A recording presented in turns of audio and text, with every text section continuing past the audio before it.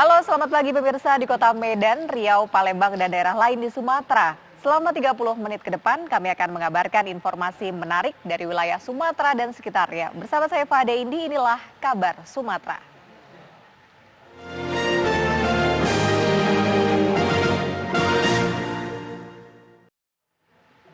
Pemirsa, petugas gabungan Polda Sumatera Utara dan Polrestabes Medan menggerebek pusat operator judi online terbesar di Pulau Sumatera yang berada di kawasan perumahan elit di Kabupaten Deli Serdang. Penggerebekan dipimpin langsung oleh Kapolda Sumatera Utara Irjen Pol Panca Putra Simanjuntak. Sebagai kamuflase, operator judi online yang berada di kawasan Komplek Cemara Asri Percut Seituan Deli Serdang ini sehari-harinya digunakan sebagai pusat penjualan makanan. Namun di bagian dalam mulai dari lantai 1 hingga lantai 4 digunakan untuk mengoperasikan judi online dengan omset ditaksir mencapai ratusan juta rupiah setiap harinya. Dalam penggerebekan, tim gabungan menemukan ratusan komputer yang digunakan sebagai operator praktek perjudian. Selain itu, ratusan telepon genggam dan kartu seluler yang digunakan untuk berkomunikasi dengan pemain judi juga turut disita dalam operasi ini. Diduga praktek judi online sudah beroperasi selama lebih dari 1 bulan. Dalam penggerebekan ini, pemilik operator judi online berinisial ABK berhasil melarikan diri dan saat ini masih dalam pengejaran pihak kepolisian. Penindakan kita temukan memang benar. Ini adalah tempat yang digunakan sebagai operator pelaksanaan judi online. Ya, yang dikelola oleh saudara ABK. Saat ini kita sebagaimana tadi teman-teman lihat, tempat ini dipenuhi dengan komputer yang digunakan sebagai sarana untuk komunikasi, termasuk sarana handphone yang digunakan untuk berkomunikasi dengan para pengguna. Polisi menangkap pelaku perampokan disertai pembunuhan di Tapanuli Selatan, Sumatera Utara. 2 pelaku membuang jasad korban di wilayah Sipirok.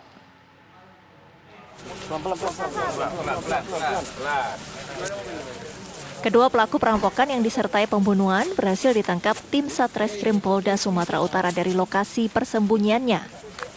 Kedua pelaku ditangkap dari lokasi yang berbeda. Dalam proses penangkapan, pelaku sempat melawan petugas dan akhirnya diberikan tindakan tegas keras, tepat, dan terukur.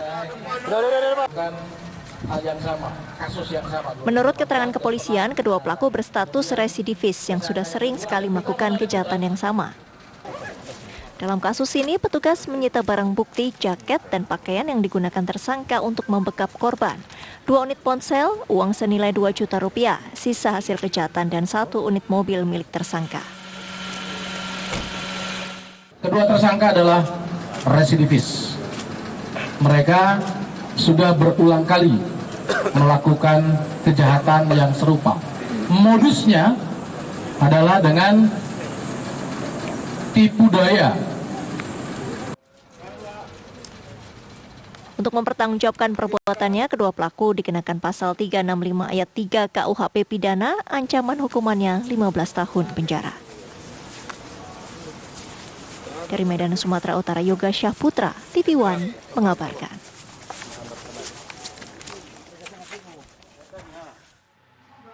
Di Medan, Sumatera Utara, 2 residivis kasus jambret kembali berulah. Kali ini mereka mencuri motor untuk membeli narkoba dan berjudi. Ya udah video nih. Inilah aksi terakhir Bambang dan Sahala mencuri motor di Jalan Menteng Raya, Medan, Sumatera Utara.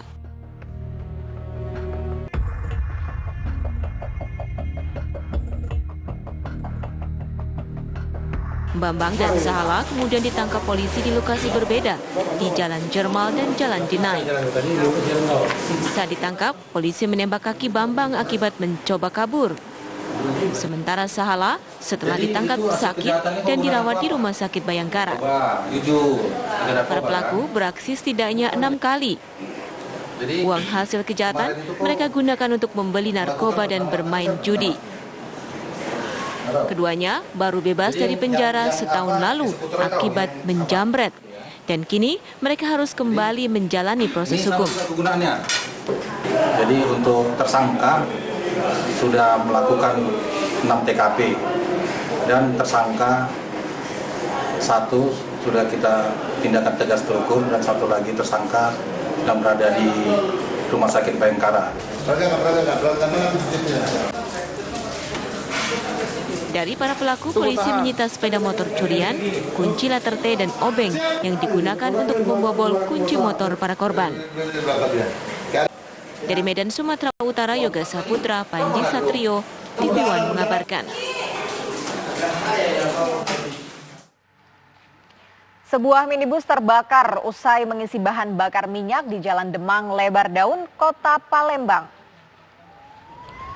Karena angin kencang, api pun cepat menyambar ke bagian dalam mobil maupun luar mobil. Diduga usai mengisi BBM, mobil mengeluarkan asap terlebih dahulu dari belakang sebelah kanan. Seluruh penumpang berhasil menyelamatkan diri. Belum diketahui pasti penyebab terbakarnya minibus karena masih dalam pemeriksaan polisi unit Lantas Polsek Ilir Barat 1 Palembang.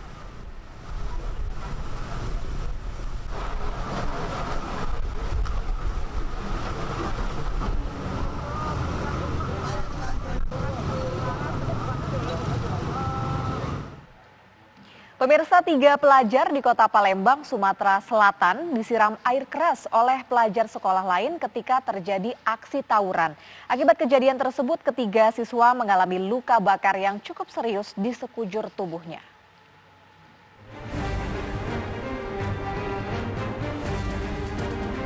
Berdasarkan rekaman kamera pengawas milik warga, terlihat aksi tawuran antar pelajar SMA di Jalan Bambang Utoyo, Kecamatan Ilir Timur 2, Palembang, Sumatera Selatan. Terlihat korban yang berboncengan bertiga bertemu pelaku dari arah berlawanan, dan pelaku langsung menyiramkan air keras ke arah korban. Akibatnya korban kepanasan dan langsung masuk ke rumah warga untuk mendapatkan air. Sementara pelaku penyiraman langsung melarikan diri. Tidak butuh waktu lama, kedua pelaku ditangkap oleh Satreskrim Polres Palembang. Dari hasil pemeriksaan terungkap jika motif penyerangan diawali tawuran dari sekolah korban dan pelaku hingga berujung pada saling balas dendam. Motifnya itu tadi kita mesti dalami lagi karena informasi katanya saling serang, balasan serang-serangan. Nah, memang nanti kita akan dalami lagi. Dijerat masalah apa untuk pelaku sendiri, Bang? Ini korbannya anak-anak masih di bawah umur, untuk pelaku juga masih di bawah umur. Kita pakai undang-undang perlindungan anak. Untuk mempertanggungjawabkan perbuatannya, pelaku dijerat Undang-Undang Anak dengan kurungan paling lama 15 tahun dan paling singkat 3 tahun penjara. Dari Palembang, Sumatera Selatan, Febriansyah, TV One mengabarkan. Komplotan pencuri diringkus polisi saat akan kabur melalui Pelabuhan Bakaheni, Lampung. Mereka mengincar kantor perusahaan dan gudang industri.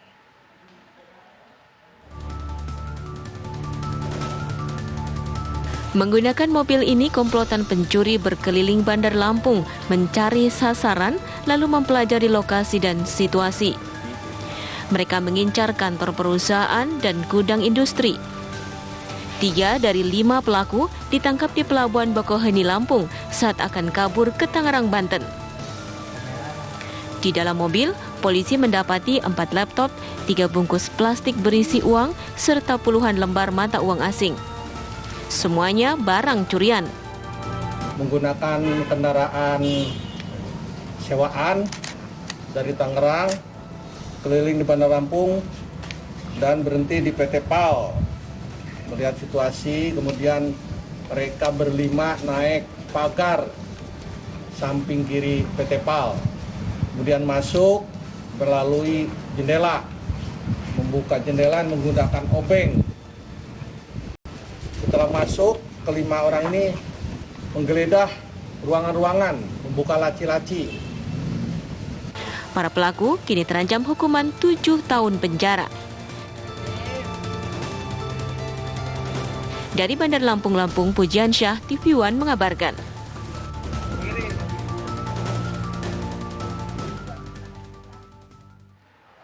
Pemirsa, 4 orang komplotan spesialis bobol brankas perusahaan yang kerap beraksi di Provinsi Lampung diringkus aparat kepolisian dari Polres Lampung Selatan. Perlintasan jalan tol yang ada di meminta kepada masing-masing. Petugas kepolisian Polres Lampung Selatan dan Polsek KSKP meringkus 4 orang komplotan spesialis bobol brankas perusahaan yang kerap beraksi di Provinsi Lampung. Selain menangkap 4 tersangka, petugas juga mengamankan sejumlah barang bukti seperti uang, perhiasan, dan 2 unit kendaraan roda 4. Dari hasil pemeriksaan, 3 tersangka berasal dari Serang dan Tangerang, Banten. Sementara 1 tersangka berasal dari Lampung Timur yang berperan sebagai pemantau titik lokasi sasaran. Ada 3 perusahaan yang menjadi target dari komplotan tersebut, diantaranya di wilayah kota Bandar Lampung, Natar, dan Tanjung Bintang. Dari hasil pemeriksaan itu sendiri dan kecurigaan ditemukan bahwa yang bersangkutan baru selesai melakukan tindakan pidana seperti melakukan pembongkaran brankas. Yang ada salah satunya TKP-nya di Bandar Lampung. Kemudian di situ di Polres Lampung Selatan sendiri, di Polres Lampung Selatan itu ada 2 TKP, baik di Natar dan di Tanjung Bintang. Para tersangka kini mendekam di sel tahanan Polres Lampung Selatan. Tersangka akan dihukum maksimal untuk mempertanggungjawabkan perbuatannya. Dari Lampung Selatan, Lampung, Pujiansyah, Eman, TV One mengabarkan.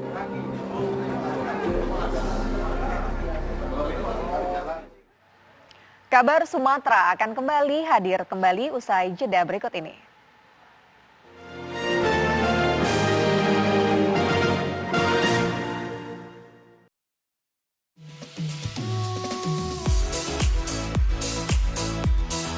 Agar tubuh menjadi sehat, diperlukan motivasi. Saksikan Hidup Sehat dan Hidup Sehat Plus Setiap Senin sampai Jumat. pukul 9 pagi. Hanya di TV One.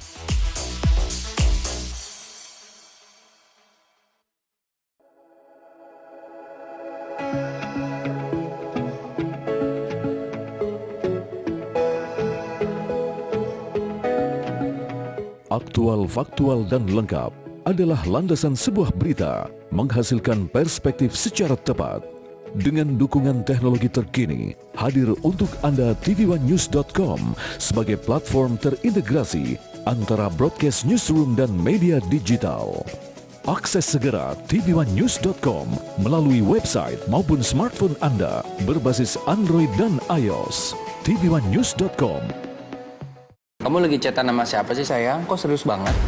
Aku lagi nonton sinetron mas di TV streaming. Habis aku males nonton di TV kita, gambarnya banyak semua. Sayang, sekarang kan siaran TV udah digital. Tinggal dipasangin set-top box-nya, langsung nyala. Ih, keren banget mas. Aku pindah nonton di TV aja. Lebih enak nonton di TV kan daripada di handphone, nanti sakit matanya. Udah gitu siaran TV digital ini banyak banget pilihan programnya. Bersih gambarnya, jernih suaranya, canggih teknologinya. Siarannya gratis dan nggak pakai kuota internet. Sukseskan migrasi digital, siaran TV digital. Keren! tvOneNews.com, portal web terintegrasi, aktual, cepat dan lengkap, menyajikan berbagai informasi dengan inovasi digital terkini, berbagai kanal unggulan untuk Anda kunjungi, news, daerah, lifestyle, religi, dan kanal khusus G20. tvOneNews.com, aktual, cepat dan lengkap, layanan konten digital terbaik untuk Anda.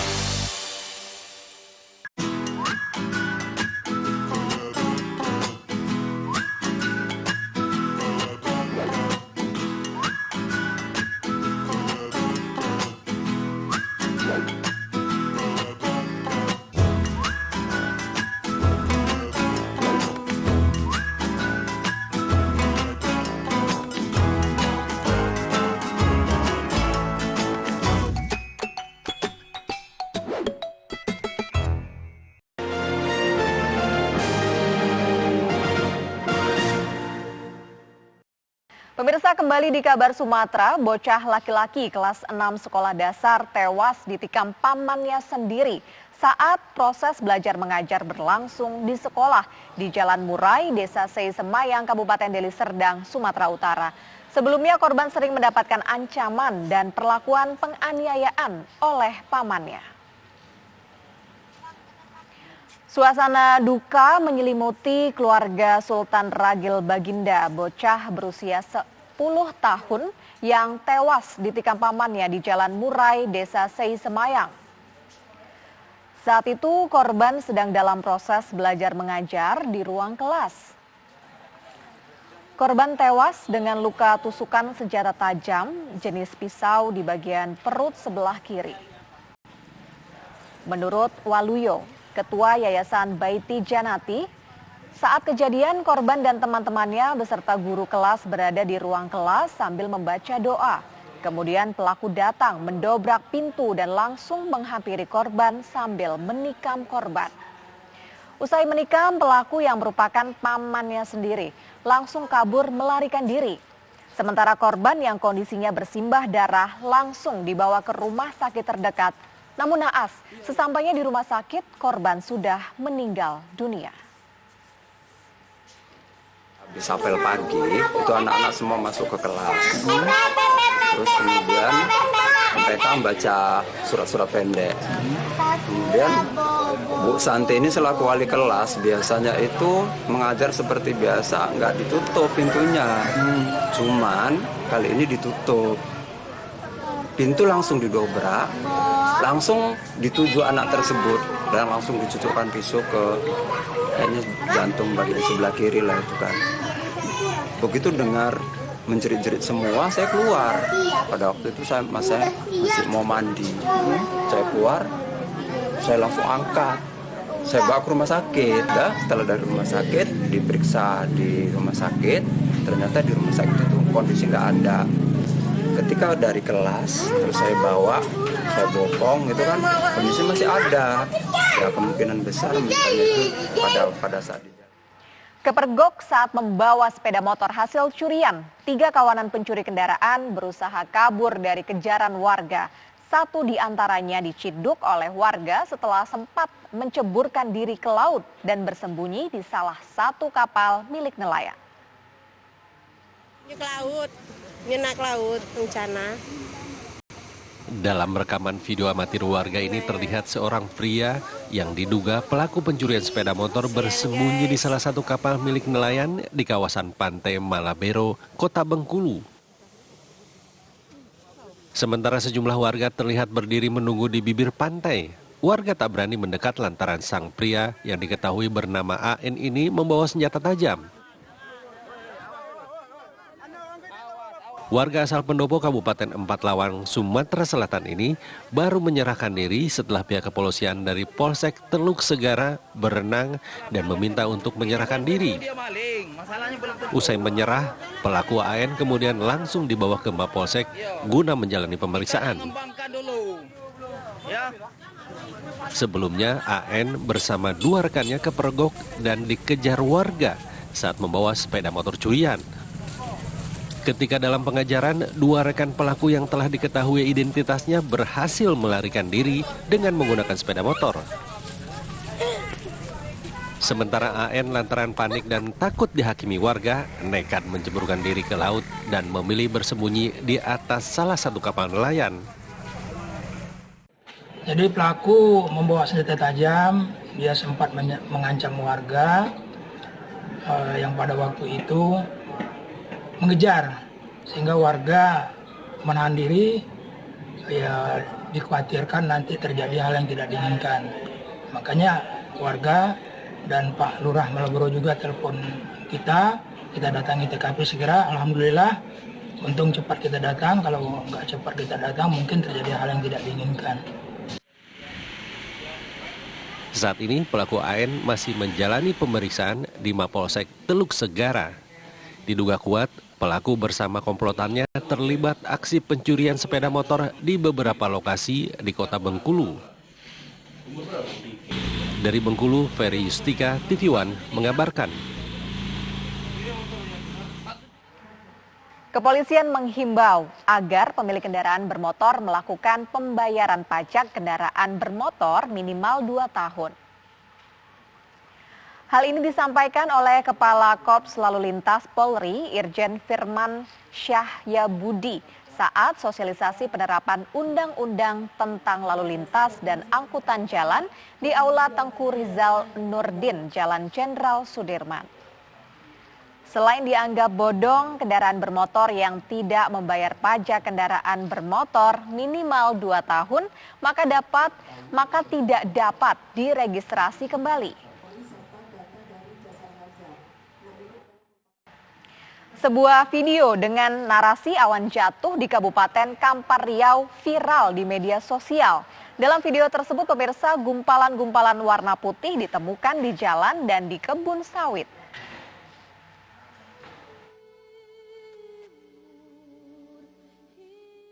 Video berdurasi 50 detik ini menarasikan awan jatuh di Kabupaten Kampar Riau. Video tersebut diabadikan oleh pengendara sepeda motor yang sedang melintas di areal perkebunan kelapa sawit. Sambil berjalan, pengendara memperlihatkan gumpalan-gumpalan berwarna putih yang berserakan di badan jalan dan di kebun sawit milik warga. Fenomena tersebut membuat Badan Meteorologi, Klimatologi, dan Geofisika atau BMKG Stasiun Pekanbaru langsung angkat bicara. Menurut BMKG, gumpalan-gumpalan berwarna putih dalam video tersebut bukanlah awan jatuh seperti narasi yang beredar. Kami di beberapa website dan media yang menarasikan bahwa terdapat awan jatuh. Tetapi berdasarkan analisis kami, kemungkinan besar itu adalah busa atau foam yang berdasarkan penelusuran kami dan analisis kami, hal tersebut merupakan foam hasil dari limbah industri atau dari pabrik. Di mana kalau memang itu sebuah awan sendiri tidak mungkin bisa menyentuh tanah, tetapi jika menyentuh tanah akan berubah menjadi fog atau kabut yang biasa kita lihat pada pagi hari atau di wilayah pegunungan seperti itu. BMKG juga menyebut dari hasil penelusuran di media sosial, video yang viral merupakan video lama dan kembali diviralkan. BMKG menghimbau agar masyarakat mengonfirmasi kepada BMKG Stasiun Pekanbaru terkait cuaca, iklim, dan fenomena-fenomena khusus yang terjadi. Dari Pekanbaru Riau, Muhammad Arifin, TV One mengabarkan.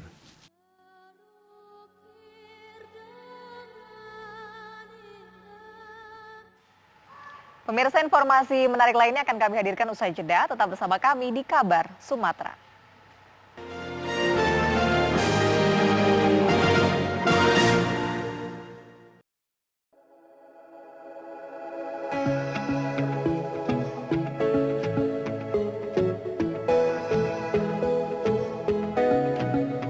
Aktual, faktual, dan lengkap adalah landasan sebuah berita menghasilkan perspektif secara tepat.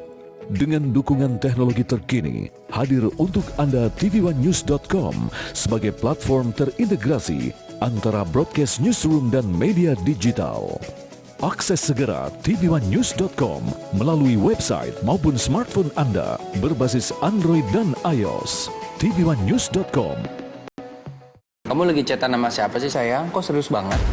Aku lagi nonton sinetron mas di TV streaming. Habis aku males nonton di TV kita, gambarnya banyak semut. Sayang, sekarang kan siaran TV udah digital. Tinggal dipasangin set-top box-nya, langsung nyala. Ih, keren banget mas. Aku pindah nonton di TV aja. Lebih enak nonton di TV kan daripada di handphone, nanti sakit matanya. Udah gitu siaran TV digital ini banyak banget pilihan programnya. Bersih gambarnya, jernih suaranya, canggih teknologinya. Siarannya gratis dan nggak pakai kuota internet. Sukseskan migrasi digital, siaran TV digital. Keren!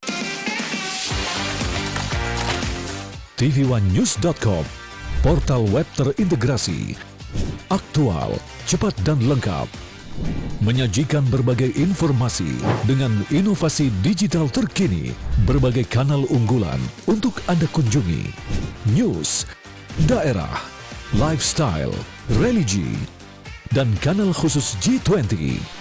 tvOneNews.com, aktual, cepat dan lengkap, layanan konten digital terbaik untuk Anda.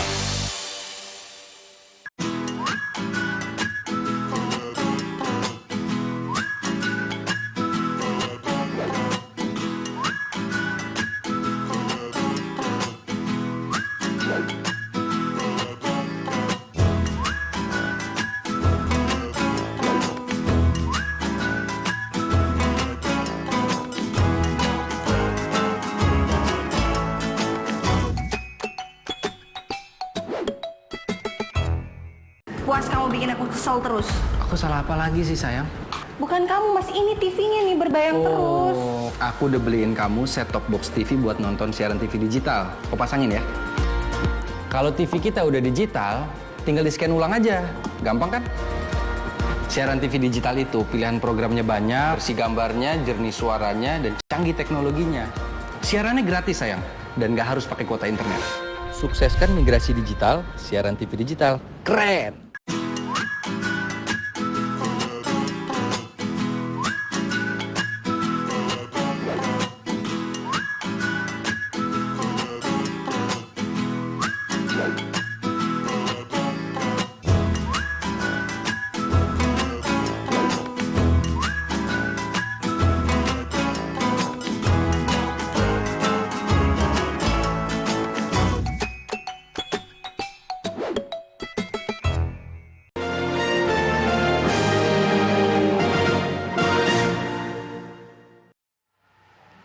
Terima kasih Anda kembali di Kabar Sumatera. Menyambut HUT Kemerdekaan Republik Indonesia yang ke-77, berbagai cara dilakukan oleh warga. Di Medan, Sumatera Utara, ada puluhan warga yang secara gotong royong menghiasi dan mengecat tembok dengan warna merah putih sepanjang 100 meter.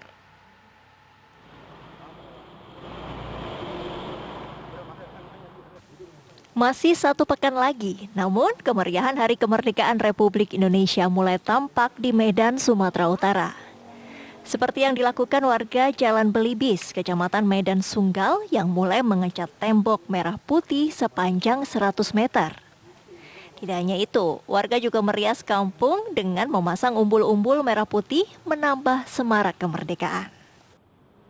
Dalam rangka menyambut 17 Agustus tahun ini yang mudah-mudahan setelah kita lewati pandemi, kita bisa lebih bergairah masyarakat di dalam perayaan-perayaan yang akan datang dan terutama dimulai dengan 17 Agustus yang akan datang ini.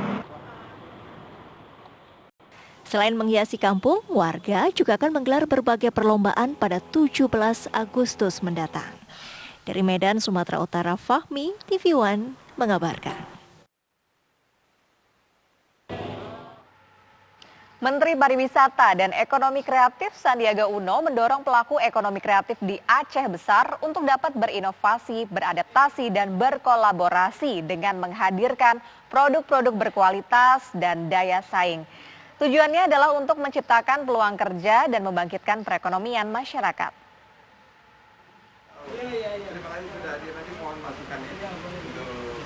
Menteri Pariwisata dan Ekonomi Kreatif Sandiaga Uno kembali melakukan kunjungan kerjanya ke Aceh menghadiri acara Lokakarya atau workshop kata kreatif yang diselenggarakan di Gedung Dekranasda Aceh Besar. Lokakarya atau workshop kata kreatif merupakan program pelatihan promosi dan pemasaran secara digital kepada pelaku UMKM ekonomi kreatif yang rutin dilakukan Menparekraf Republik Indonesia. Ada Pak Bakri Sidik. Kegiatan di Aceh Besar kali ini merupakan acara ke-26 dari kabupaten kota di Indonesia. Dalam hal ini, pemerintah memiliki target penciptaan 1,1 juta lapangan kerja di tahun ini dan 4,4 juta lapangan kerja di tahun 2024. Walaupun tetap optimis, tapi harus waspada. Bahwa kita harus terus meningkatkan inovasi, adaptasi, dan kolaborasi. Bentuk digital marketing yang kita tampilkan tadi, di mana semua sudah mengambil gambar sebagai bagian daripada promosi produk-produk mereka, ini yang akan menjadi suatu terobosan kekinian agar produk mereka meningkat. Menparekraf menjelaskan, ekonomi kreatif merupakan salah satu sektor terbesar penyumbang 7,5% terhadap produk domestik bruto atau PDB nasional dan mendorong penciptaan 20 juta lapangan kerja. Jumlah itu menempatkan Indonesia sebagai negara ketiga terbesar dalam kontribusi ekonomi kreatif di bawah Amerika Serikat dengan Hollywood dan Korea Selatan dengan K-pop. Dari Banda Aceh, Provinsi Aceh, Muhammad Fadli, TV One mengabarkan. Ya pemirsa, informasi tadi sekaligus mengakhiri jumpa kita dalam Kabar Sumatera hari ini. Saya Fade Indi mewakili kru yang bertugas pamit. Terima kasih atas atensi Anda. Sampai jumpa.